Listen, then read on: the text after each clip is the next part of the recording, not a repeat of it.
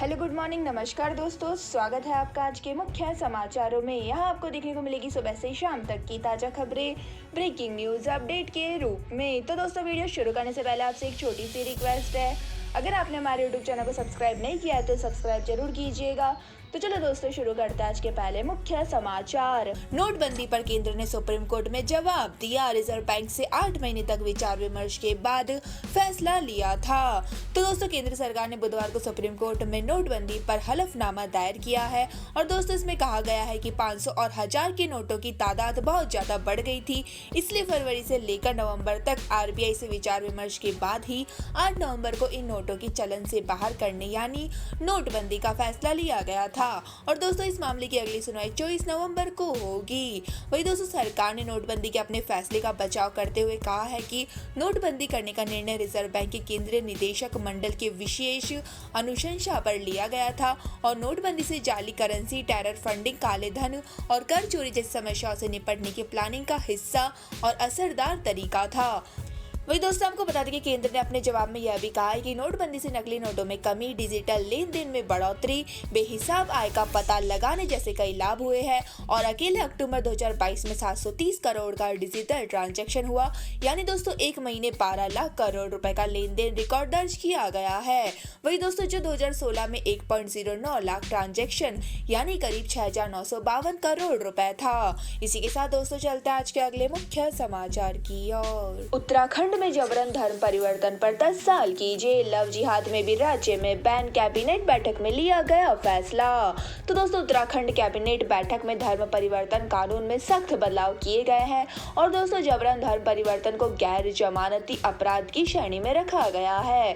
वही दोस्तों इसके तहत अपराधी को 10 साल की जेल दी जाएगी और दोस्तों जबरन धर्म परिवर्तन और लव जिहाद को राज्य में बैन किया गया है। वही दोस्तों मुख्यमंत्री पुष्कर सिंह धामी की अध्यक्षता में हुई इस बैठक में कुल 26 रिजोल्यूशन पास किए गए हैं और दोस्तों यह भी तय किया गया है कि उत्तराखंड हाई कोर्ट नैनीताल से हल्द्वानी शिफ्ट किया जाएगा। वही दोस्तों आपको जानकारी के लिए बता दें कि मुख्यमंत्री धामी ने पिछले साल कहा था कि उन्होंने उत्तराखंड पुलिस को जबरन धर्म परिवर्तन और लव जिहाद के खिलाफ सख्त कार्रवाई करने के आदेश दिए थे और तब उन्होंने यह भी कहा था कि राज्य सरकार जबरन धर्म परिवर्तन के खिलाफ कानून को और सख्त बनाएगी। इसी के साथ दोस्तों चलते हैं आज के अगले मुख्य समाचार की ओर। सोरेन से ईडी की पूछताछ, 100 सवालों की लिस्ट तैयार, मुख्यमंत्री बोले 1000 करोड़ का घोटाला संभव नहीं, कार्रवाई ऐसी जैसे देश छोड़ने वाला हूँ। तो दोस्तों अवैध खनन मामले में ईडी की मुख्यमंत्री हेमंत सोरेन से रांची में पूछताछ जारी है। तो दोस्तों मुख्यमंत्री से पूछताछ के लिए 100 सवालों की लिस्ट तैयार की गई है और दोस्तों इसके लिए बाकायदा दिल्ली से अफसरों की टीम रांची पहुंच गई है और इन सवालों में 1000 करोड़ के अवैध खनन का मामला है। तो दोस्तों मनी लॉन्ड्रिंग से जुड़े सवाल शामिल है और साथ ही उनके विधायक प्रतिनिधि पंकज मिश्रा के घर से मिले दस्तावेजों के संबंध में भी सवाल किए जाएंगे। तो दोस्तों आपको बता दें कि ईडी ऑफिस में 2 से ढाई घंटे मुख्यमंत्री से पूछताछ की गई है और सीएम के लिए उनके घर से खाना ईडी ऑफिस आया है। तो दोस्तों खाने में रोटी, चावल, दाल और सब्जी भी भेजी गई है। वही दोस्तों आपको बता दें कि इधर ईडी की पूछताछ से पहले सोरेन ईडी केंद्र सरकार और राज्यपाल को घेरा है और सोरेन ने अपने ऊपर लगे आरोप को गलत बताया है। वही दोस्तों उन्होंने कहा कि ऐसे समन भेजा जा रहा है जैसे मैं देश छोड़ने वाला हूँ और दोस्तों सोरेन ने केंद्र सरकार को गिराने की साजिश रचने का आरोप लगाया है। वही दोस्तों राज्यपाल को घेरते हुए उन्होंने कहा है कि वो साजिश रचने वालों का साथ दे रहे हैं। इसी के साथ दोस्तों चलते हैं आज के अगले मुख्य समाचार की ओर। आज सोने चांदी में गिरावट, 53,000 के नीचे आया सोना, चांदी फिसलकर 61,000 पर आई। तो दोस्तों बीते दिनों की तेजी के बाद गुरुवार को सराफा बाजार में सोने चांदी की कीमतों में गिरावट देखने को मिली है। तो दोस्तों IBJ की वेबसाइट के मुताबिक 17 नवंबर को सराफा बाजार में सोना 201 रुपए सस्ता होकर 52,893 रुपए पर आ गया है और दोस्तों अगर चांदी की बात करें तो इसमें भी आज बड़ी गिरावट है। तो दोस्तों सराफा बाजार में 1294 रुपए लुढ़क कर 61,300 रुपए प्रति किलोग्राम पर आ गई है। तो दोस्तों इससे पहले चांदी 62,594 पर बंद हुई थी। हालांकि दोस्तों आपको बता दें कि अब इस साल तक सोने चांदी में अच्छी तेजी रही है और 2022 में अब तक सोना 4,614 रुपए महंगा हो गया है। तो दोस्तों 1 जनवरी को यह 48,279 रुपए प्रति 10 ग्राम पर था, जो अब 52,893 रुपए पर है। हालांकि दोस्तों चांदी के लिए अब तक यह साल अच्छा नहीं रहा और यह 62,035 रुपए से गिरकर 61,300 रुपए प्रति किलोग्राम पर आ गई है। इसी के साथ दोस्तों चलते आज के अगले मुख्य समाचार की ओर। 230 अंकों की गिरावट के साथ 61,750 पर बाजार बंद। निफ्टी 18,350 के नीचे पहुंचा। तो दोस्तों शेयर बाजार आज गिरावट के साथ खुला है। तो दोस्तों सेंसेक्स 168 अंकों की गिरावट के साथ 61,812 पर और निफ्टी 51 अंकों की गिरावट के साथ 18,358 पर और बैंक 135 अंकों की गिरावट के साथ 42,399 पर और निफ्टी मिड कैप 32 अंकों की गिरावट के साथ 31,165 के स्तर पर खुला है। यानी दोस्तों शुरुआती कारोबार में बीएसई पर Sun Pharma, LT, Axis Bank, ITC और पावर ग्रिड जैसे शेयरों में तेजी है। वही दोस्तों Tata Steel, Tech Mahindra, HCL Technology और महिंद्रा एंड महिंद्रा के शेयरों में गिरावट देखी जा रही है।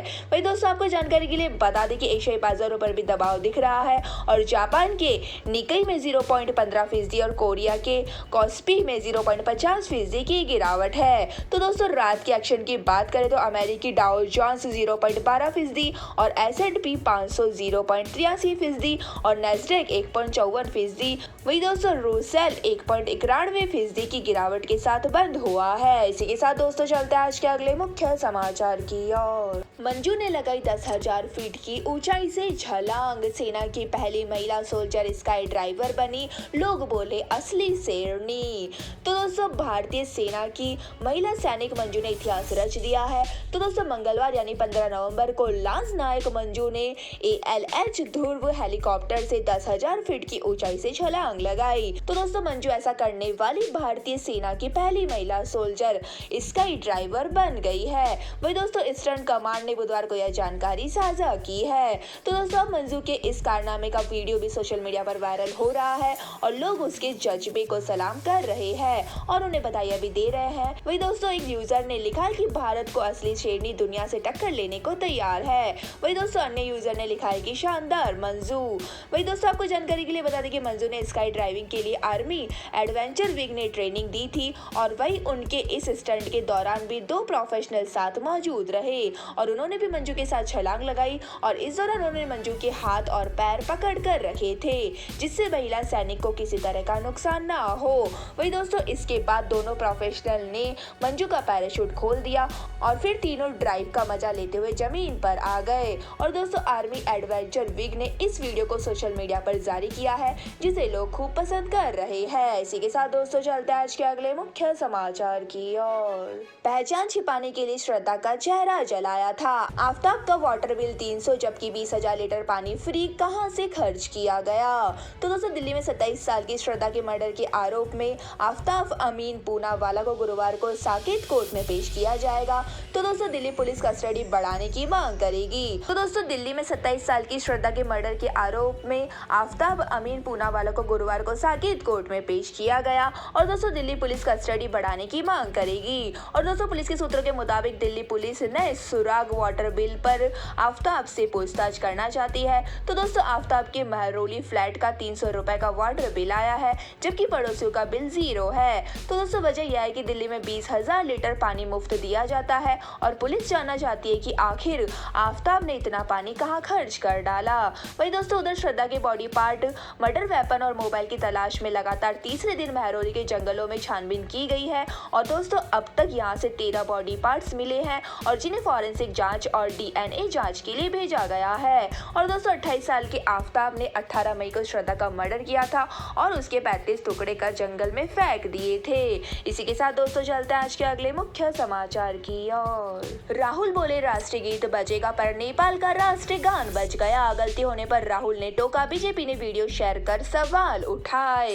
तो दोस्तों कांग्रेस की भारत जोड़ो यात्रा में राष्ट्रीय गीत की जगह गलत सॉन्ग बजने से राहुल गांधी सोशल मीडिया पर ट्रोल हो रहे हैं और दोस्तों वाकया महाराष्ट्र के वासिम का है। वही दोस्तों बुधवार को राहुल या एक कार्यक्रम को संबोधित कर रहे थे और इस दौरान राहुल बोले कि अब राष्ट्रीय गीत बजेगा लेकिन नेपाल का राष्ट्रीय गान बज गया। तो दोस्तों इस पर उन्होंने फौरन टोक दिया और राष्ट्रीय गीत चालू करने को कहा। वही दोस्तों भाजपा नेता ने भी इस वीडियो को शेयर कर सवाल उठाया है। तो दोस्तों महाराष्ट्र के भाजपा नेता नितेश राणे ने कांग्रेस नेता राहुल गांधी पर तंज कसते हुए कहा है कि राहुल का कॉमेडी सर्कस। और इसके अलावा तमिलनाडु के भाजपा नेता अमर प्रसाद रेड्डी ने भी यह वीडियो शेयर किया है और उन्होंने पूछा पूछा है कि राहुल गांधी यह क्या है। तो दोस्तों आपको बता दें कि इस वाक्य के बाद राहुल ट्रोलर्स के निशाने पर आ गए हैं और लोग कई तरह के कमेंट्स भी कर रहे हैं। वही दोस्तों एक यूजर ने पूछा है कि क्या यह नेपाल का राष्ट्रीय गान है, तो दूसरे यूजर ने कहा है कि इन लोगों पर राष्ट्रीय गीत के अपमान के लिए मामला दर्ज होना चाहिए। तो दोस्तों आपको जानकारी के लिए बता दें कि भारत जोड़ो यात्रा 7 सितंबर को तमिलनाडु के कन्याकुमारी से शुरू हुई थी और दोस्तों 7 नवंबर को यह यात्रा ने महाराष्ट्र में प्रवेश किया था। इसी के साथ दोस्तों चलते हैं आज के अगले मुख्य समाचार की ओर। देश भर के नेता पहुंचेंगे गुजरात, घर घर जाकर बांटेंगे चुनाव पर्ची, बीजेपी ने बनाई रणनीति, प्रचार में झोंकेगी ताकत। तो दोस्तों भारतीय जनता पार्टी ने गुजरात चुनाव में केंद्रीय नेता और वरिष्ठ पदाधिकारियों के लिए खास रणनीति बनाई है। तो दोस्तों जिसमें वह पहले चरण की सभी 89 विधानसभा में 3 दिन तक प्रवास करेंगे और साथ ही चुनाव प्रचार खत्म होने से पहले 2 दिन यानी 28 और 29 नवंबर और 2 से 3 दिसंबर को पीएम मोदी सहित दिग्गज नेता जनसंपर्क करेंगे। तो दोस्तों पार्टी का मानना है कि इस अभियान से राज्य में पिछले चुनाव से अधिक सीटें मिलेगी और दोस्तों वोट शेयर भी बढ़ेगा। और दोस्तों पार्टी सूत्रों ने यह भी बताया कि पीएम मोदी, गृह मंत्री अमित शाह, भाजपा अध्यक्ष जेपी नड्डा, रक्षा मंत्री राजनाथ सिंह, यूपी के सीएम योगी आदित्यनाथ, गुजरात के सीएम भूपेंद्र पटेल सहित 54 नेता सभा और रोड शो खत्म होने के बाद घर घर जाकर पर्ची बांटेंगे।